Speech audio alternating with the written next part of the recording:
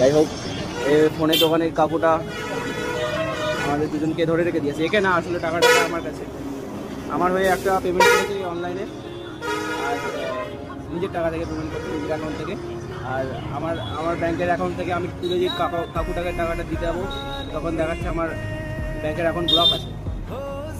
প্রায় 2,500 টাকা আমি এবারে কারু কাছ থেকে জোগাড় করতে হবে। এ তো দিচ্ছে না, এ দিতে পারছে না, কাস্টম করে এখন কি আছে 150 টাকা, লাগবে 2,500 টাকা। অনেকজনকে ফোন করলাম, এখনও টাকা আসেনি, মাত্র 500 টাকা এসছে, তাও দিদির থেকে। আবার বাড়ি গিয়ে বলবে, তাও 1,000 টাকা জোগাড় করে এনেছিলাম, বললাম না 100 টাকাই আসে পুরো। যাই হোক, 1,000 টাকা জোগাড় করে এনেছিলাম বাড়ি থেকে, আর জোগাড় করতে পারবো না। আর এদিকে এসে আবার 2,000 টাকা শর্ট হয়ে গেছে।